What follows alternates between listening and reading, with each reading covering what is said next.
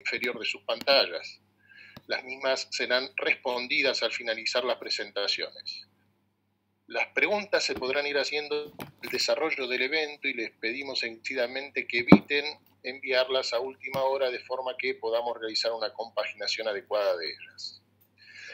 Ante alguna dificultad técnica, por favor les pedimos que se contacten con el soporte técnico desde el chat, que se encuentra en el mismo menú del zócalo inferior de sus pantallas. Contamos con la presencia una vez más de la doctora María del Carmen García, directora de este ciclo de clases virtuales. La doctora García es médica neuróloga asociada al Servicio de Neurología del Hospital Italiano de Buenos Aires y coordinadora de la sección Epilepsia de dicho servicio. En primer lugar, escucharemos a la doctora Noelia Flores, quien nos presentará un caso clínico problema. La doctora Flores es médica neuróloga del Hospital San Bernardo de la provincia de Salta.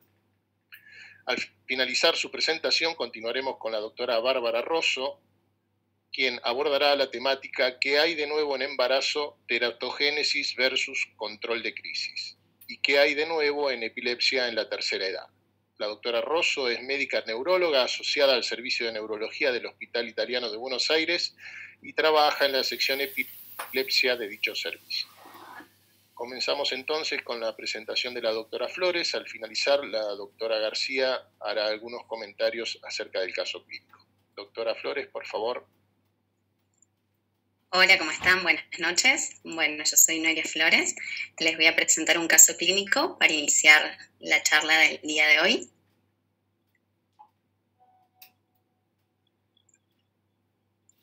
Perfecto.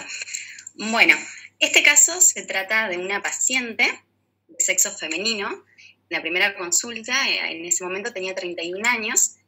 Ella, si bien inició 8 años atrás, haciendo una anamnesis un poquito retrospectiva con episodios en los que sentía una sensación de miedo, automatismos oromandibulares y manuales, por sobre todo el miembro superior derecho, y los tenía con una frecuencia de una vez al mes, una vez cada 2 meses, muy breves, de segundos de duración, y nunca había consultado por esto. Hasta que hace su primera crisis bilateral tónico-clónica, hasta que generaliza. Esto fue 8 meses atrás, por lo que la paciente hace una primera consulta a un neurólogo. En ese momento se le piden estudios complementarios. Yo la veo ya con una resonancia de 1.0 Tesla normal y un electro de vigilia. Concurre un colega, inicia ácido valproico, 500 miligramos, va ascendiendo de dosis hasta llegar a 2.500 miligramos. En ese momento la veo yo. La paciente consulta en realidad, en primer lugar, porque ella persistía con crisis focales, si bien nunca más había generalizado, pero todavía tenía estas crisis que les había comentado. Por lo tanto, mi planteo de la paciente fue inicialmente evaluar, agregar otra medicación, pero la paciente estaba totalmente negada al ácido valproico. Principalmente porque tenía un poquito de sobrepeso, los pacientes leen los prospectos y había visto que había un poquito de relación con eso, entonces no quería saber nada de la medicación. Decidimos rotar y elegimos justamente la motrigina, una por la falta de efectividad de la droga previa y en segundo lugar porque se trataba de una mujer joven en edad fértil. Si bien la paciente ya tenía 2 hijos, no tenía ninguna intención de seguir teniendo hijos, 6 meses después de esta primera consulta conmigo, tiene un embarazo. En ese momento estábamos con la motrigina, 150 miligramos, venía muy bien, venía sin crisis. Y durante el embarazo tuvimos que aumentar la lamotrigina hasta llegar a una dosis de 300 miligramos. En primer lugar porque ella aumenta la frecuencia de crisis y en los dosajes que hicimos en cada trimestre estaban disminuyendo. Esta paciente en la semana 34, por una situación de estrés muy importante, pérdida de un familiar, esto provocó una deprivación de la medicación, deprivación del sueño, presenta un estatus convulsivo, por la cual se trata con lorazepam endovenoso inicialmente, posteriormente se le realiza una carga del levetiracetam de 2.000 miligramos vía oral, y posterior a esto la paciente no tiene ninguna complicación, finaliza el embarazo con la motrigina 300 miligramos, levetiracetam 2.000 miligramos, en un parto con cesárea por indicación del obstetra, sin ninguna complicación, el niño totalmente sano, Actualmente está con la motrigina 150 miligramos con buen control. Se descendió inicialmente el levetiracetam y después progresivamente la lamotrigina y no tuvo nueva crisis focal. A todo esto, las preguntas que nos surgió de este caso y en realidad de todo este tema de qué hacer con las pacientes epilépticas cuando están embarazadas, nos surgió esto. En primer lugar, cómo se modifica la frecuencia de crisis durante el embarazo, qué predictores existen. En segundo lugar, ¿cómo se deben manejar los fármacos antiepilépticos cuando una mujer se embaraza? ¿Lo tenemos que cambiar o no? ¿Subir la dosis? ¿Disminuir? En tercer lugar, ¿qué riesgos asociados tanto a las crisis como a los fármacos tenemos y cuáles existen durante el embarazo? ¿Qué fármacos antiepilépticos son los más recomendables para usar en mujeres en edad fértil? Por otro lado, ¿el diagnóstico de epilepsia modifica el tipo de parto? ¿Y se debe suspender la lactancia en una paciente epiléptica o no?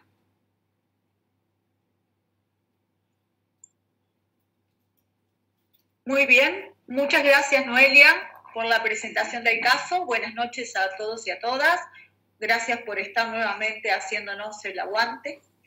El tema de hoy es, como bien presentara Noelia el caso, bastante complejo, y cada vez que alguno de los que nos dedicamos a este tema nos enfrentamos con una mujer en edad fértil que está planeando embarazarse o que ya consulta por su embarazo en curso, sabemos que podemos llegar a tener varios problemas en vista, ¿no? Obviamente siempre va a estar el miedo de la paciente, de qué va a pasar con su bebé, si va a tener malformaciones o no, si va a tener algún tipo de problema, si ella tiene una crisis. Por lo general, las madres tienen más problemas o más miedos con el bebé de lo que les pueda pasar a ellas. A nosotros como médicos también nos preocupa mucho lo que les pueda pasar a las pacientes. Y luego tenemos, obviamente, todo el abanico de problemas que surgen de qué tipo de parto pueden tener ellas, pueden ir a un parto natural, tienen que sí o sí ir a una cesárea. También tenemos el problema del miedo que algunos neonatólogos tienen con la lactancia, y entonces tenemos que estar todo el tiempo como cubriendo todas esas expectativas. Para tratar de responder todas estas preguntas y estos cuestionamientos, vamos a escuchar entonces a Bárbara, que nos va a hacer un repaso de toda la problemática, poniendo en la balanza esto del riesgo de teratogénesis por un lado y el control de crisis por otro. Bárbara. Bueno, muchas gracias, Daisy. Bueno, gracias a todos por estar del otro lado. Vamos a arrancar con esta presentación, que como ven por veces son dos temas que vamos a abordar. En una primera parte vamos a hablar sobre qué hay de nuevo en embarazo y epilepsia. Bien. Y posterior a eso vamos a hacer dos preguntitas multiple choice para que puedan responder en base a lo que yo les voy a contar, como una especie de mini evaluación, y como para cortar también la charla y después seguir con la parte de la tercera edad.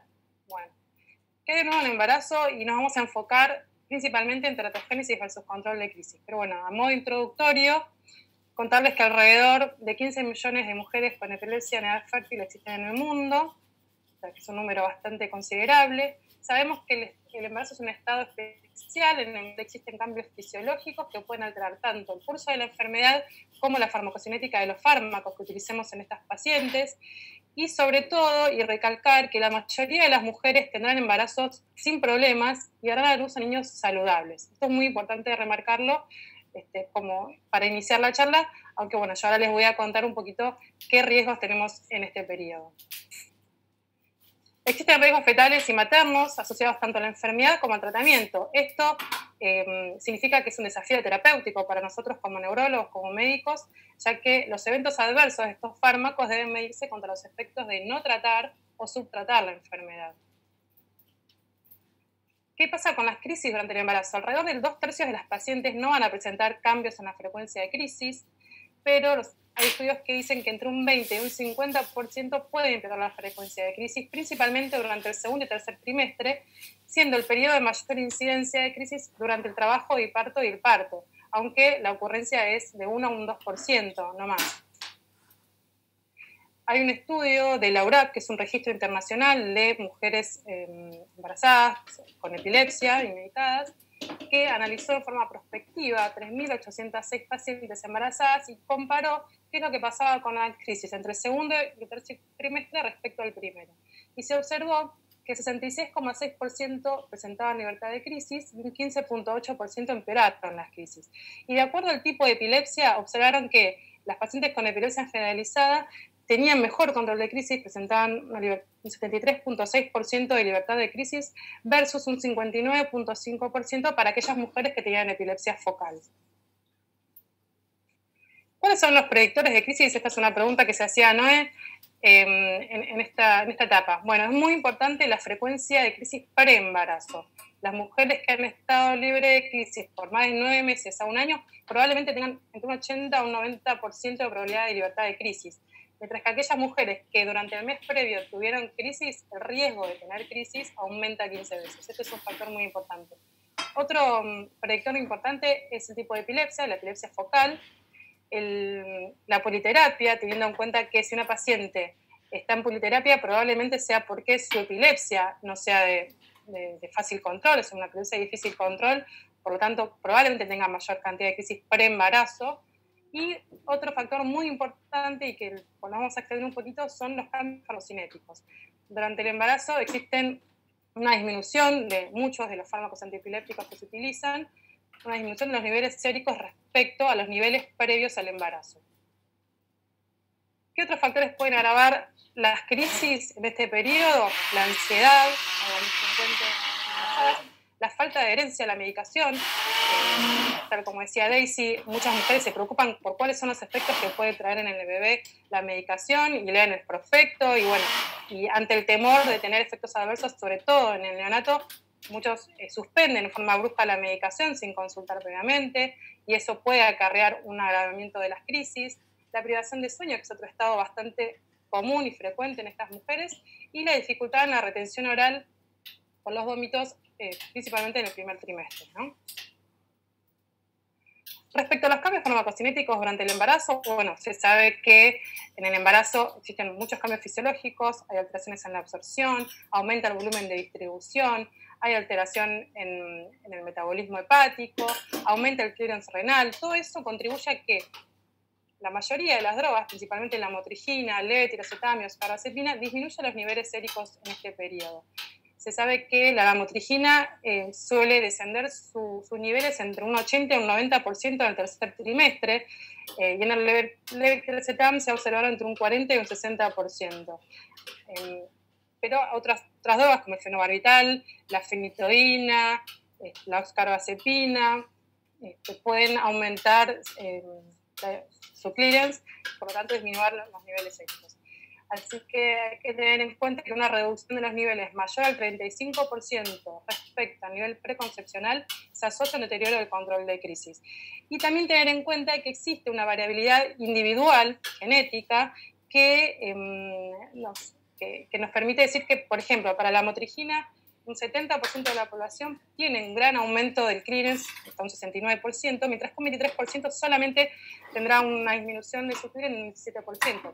Y esto es importante saberlo porque debemos controlar los niveles séricos, si podemos, con los dosajes. Idealmente, planificar un embarazo, tener un nivel basal previo al embarazo que nos determine cuál es el valor óptimo para esa paciente y luego mantener esos niveles mediante el aumento de la dosis en los diferentes meses del embarazo como para tratar de mantener niveles estables en sangre.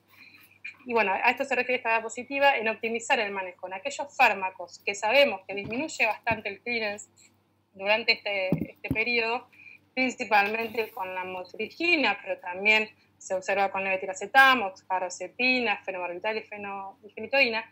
Si tenemos la disponibilidad de hacer dosajes, si tenemos los niveles sanguíneos disponibles, el objetivo sería ajustar la dosis de los fármacos para mantener una concentración objetivo específica para cada mujer, haciendo en lo posible un dosaje previo, basal, preconcepcional, que sabemos que es efectivo para dicha mujer, y luego dosajes cada 4 semanas para ir regulando la dosis que le vamos a dar al paciente y poder mantener los niveles estables.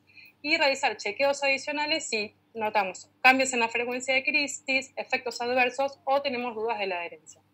En el caso de que no tengamos los niveles sanguíneos disponibles, que no tengamos los dosajes, bueno, considera un aumento de la dosis después del primer trimestre, una vez que ya pasó la etapa formativa del bebé, entre un 30 y un 50%, como para asegurarnos de no generar efectos adversos por el aumento de la dosis y tener más o menos un control estable de los niveles en sangre. Pero sobre todo hacerlo en aquellas mujeres que tengan epilepsias que incluyan convulsiones tónico-clínicas generalizadas, o aquellas mujeres que sabemos que son sensibles a los cambios en las dosis de los fármacos durante previo al embarazo, o en aquellas pacientes que sabemos que andan bien con dosis mínimas de medicación previo al embarazo, por lo tanto, en esas pacientes es necesario aumentar las dosis durante el embarazo luego del primer trimestre. ¿Qué es lo que pasa? ¿Cómo impacta la epilepsia en el embarazo? Principalmente de dos formas. Vamos a tener riesgos asociados a las crisis y riesgos asociados a los fármacos antiepilépticos. En cuanto a los riesgos asociados a las crisis, tenemos tanto riesgos fetales como maternos. Se sabe que las crisis focales no tienen mayor impacto en el feto, aunque algunos reportes indican que en las crisis con pérdida de conciencia puede haber un breve distrés fetal con disminución de ritmo cardíaco fetal. Pero más importantes son las crisis generalizadas, las que producen hipoxia y acidosis láctica, que pueden llevar a asfixia fetal. También tenemos otros riesgos, como los traumas uterinos asociados a las caídas de muchas de estas crisis generalizadas, que van a generar riesgo de infección, parto prematuro, ruptura placentaria, ocurriendo en 1 a un 5% en traumas menores y un 20 o un 50% en traumas mayores. Y es muy importante también, como dijo Daisy, el riesgo materno. Durante este periodo aumenta 10 veces el riesgo de mortalidad en crisis generalizadas no controladas, mayormente asociado a SUDEP. SUDEP son los casos de muerte inesperada en epilepsia. Y ahora sí, ¿cuáles son los riesgos asociados a los fármacos? Bueno, ¿qué tenemos que tener en cuenta cuando elegimos un fármaco? El riesgo de teratogenicidad, cómo va a ser el pronóstico neonatal, en cuanto al peso al nacer, la circunferencia cefálica, el Apgar, la necesidad de terapia neonatal, el pronóstico obstétrico, el impacto en el neurodesarrollo a largo plazo, el coeficiente intelectual, la memoria, la conducta, la predisposición a autismo y control de crisis. Yo me voy a enfocar, que es el tema que nos compete hoy, es la teratogenicidad y control de crisis. Los riesgos teratogénicos que encontramos en las drogas antiepilépticas son los riesgos de malformaciones congénitas mayores o menores. Las malformaciones congénitas mayores son aquellas anomalías estructurales que interfieren significativamente con una función o la vida o requieren una cirugía correctiva. Tendremos malformaciones cardíacas, paladar o labio hendido, pie hipospadia, hernia inguinal, testículos no descendidos, como los más frecuentes. Se sabe que en la población general este riesgo oscila entre 1.6 a 3.2%, mientras que en las mujeres con epilepsia, con cualquier fármaco antiepiléptico en general, el riesgo va a aumentar entre 3.1 a 9%. En cuanto a las malformaciones congénitas menores, que son aquellas anomalías que no interfieren con la función, no requieren intervención, un 6 a un 20% de niños nacidos de mujeres con epilepsia pueden presentarlas, y esto equivale a un 2.5 veces la población general. En cuanto a las malformaciones congénitas mayores y el riesgo en monoterapia, estos son dos revisiones del 2016 y 2017. La de arriba, la primera, comparó la seguridad de las drogas antiepilépticas durante el embarazo, es una revisión sistemática, y lo que se observó es que el riesgo versus las pacientes que no estuvieron expuestas a estas drogas fue mayor con el valproato,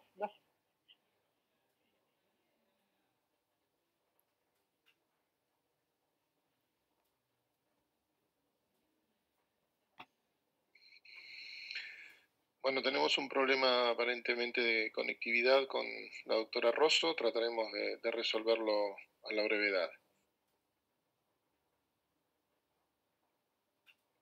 Si no podemos corregirlo, la doctora García va a continuar con la presentación.